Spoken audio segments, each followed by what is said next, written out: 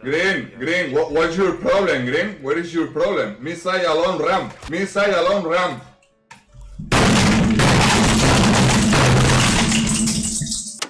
No matter how much people pretend they play competitive multiplayer games for fun, we all know quenching that thirst for victory is the real reason that most people play. Why else would we spend hundreds, even thousands of hours doing something that can infuriate us, confuse us, exhaust us, and even cause us to question our sanity? This competitive nature inevitably causes players to be obsessed with skill ratings. The number one question to ask someone who plays any of these games is, what is your rank? And usually their response is just taken as a pure representation of skill. Although this may be partially true, many people don't stop to consider what this number, medal, badge, or league actually means and what it truly corresponds to. Hopefully in this video I can help you understand what these ranks actually mean, and that they aren't a direct representation of skill in the ways you may think.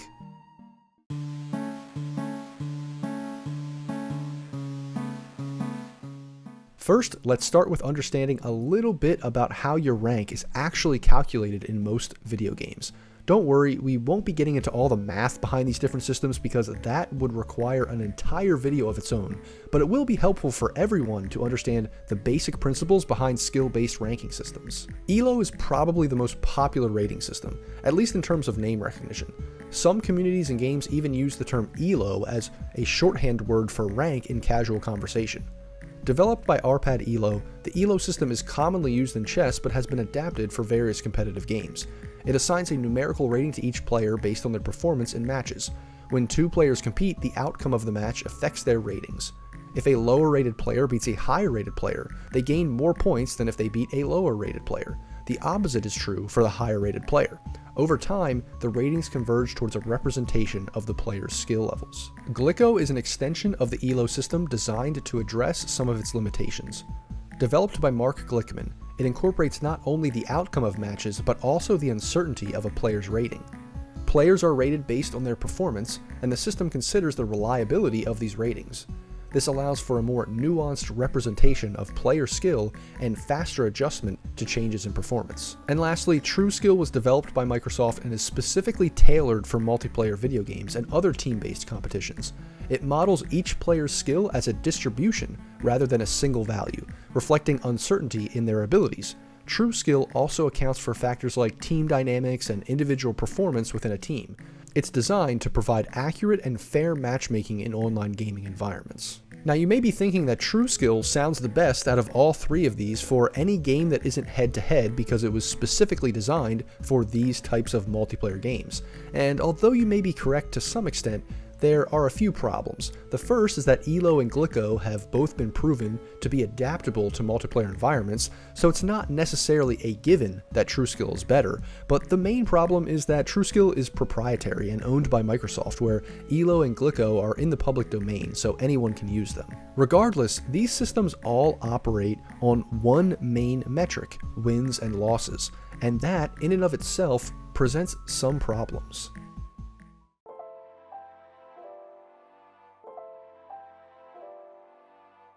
Without going into too much detail about these algorithms, let's just say there's a fundamental problem when ranking players in a team game. In a 1v1 matchup, it is much easier to produce an accurate measure of skill. You can simply look at one variable. Did the person win or did the person lose? And how they did this, what strategies or techniques they used in order to win, is largely irrelevant to ranking the player. People will often analyze or theorize why they are so successful by watching their play or their preparation, but there is very little mystery when figuring out how good they are. Again, did they win or did they lose? In a team game, though, you can't extract the pure and exact measure of any individual's impact when outcomes are measured by the binary of wins and losses. A great way to understand this is to start with team sports, and one of the best team sports to compare to video games would be basketball, mostly because it's 5v5. In basketball, there are all of these secondary stats that teams and media use to analyze the skill of players, such as assists, rebounds, shot percentage, etc. There are even a lot of advanced stats that take into account lineups and strategic situations within the game itself. This can often give a good measure of a player's skill, but even then you have to take into account context, A really good player on a bad team might have inflated stats compared to if he was on a good team, or the opposite might happen. A really good player might sacrifice some of their own stats on a good team in order to facilitate winning. There's a lot of gray area when using stats to determine the skill of players, and there has actually been a lot of recent pushback in the use of advanced stats within the NBA when it comes to handing out individual player awards. And this problem becomes even worse in video games, because if you wanted to, you could attempt to rank players by doing something very similar, like taking into account damage dealt, average time between death, or many other in-game metrics, but this becomes even less accurate in video games than in traditional sports. This is because a stat like an assist or a rebound will directly translate into winning basketball games. In video games, it's much more likely that these types of stats can be misleading. For instance, rate people based on survivability, people are just going to pick something tanky and sit in a corner. Rate people based on kills, and everyone is going to do their best to sit in the back and kill steal. Rate people based on damage dealt, and people are just going to pick extremely high damage dealers, even if it's not strategically helpful. In fact, Dota saw this exact problem many years ago when ranked matchmaking was first introduced. You had to play 10 placement matches before you were able to get a rank, and over time, people noticed that doing more damage helped your placement. So then, people started picking Zeus every single game for their placement matches and spamming his ultimate off cooldown, which does damage to every enemy player on the map. By just spamming his ultimate and his other spells, you would end the game with extremely high damage totals, even if you weren't helping your team. And so, even if you lost, this was usually still enough to get you a very good placement. This gaming of the system is always going to happen, especially in an environment where players are competing for their own personal rank and not necessarily staying connected as a team like in most other sports environments. Give players an opportunity to improve their rank without having to rely on their team, and players are going to maximize that minor stat as much as possible, all at the expense of everything else, even winning. So the only way to make sure every player is focused on the singular goal of winning is to make a ranking system that only takes into account wins and losses. But then we're right back where we started. The question is, how do you really determine someone's skill in a game, and what does your rank really represent?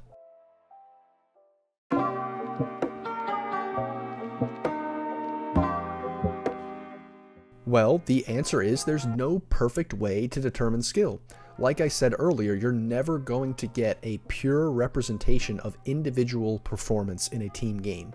These systems like ELO, Glicko, or TrueSkill are extremely good at ranking players, but they aren't perfect, and there's no reason to think it's even possible to create a perfect system.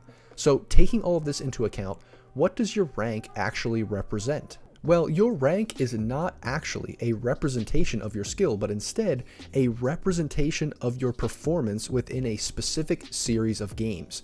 At first glance, this may seem obvious or like a distinction without a difference, but it implies more than you might initially think. To understand the difference, let's compare a 3K MMR player who plays new heroes all the time and in new roles all the time because they're bored and they just want to play something different, to a 4K player who really only spams one role and one hero.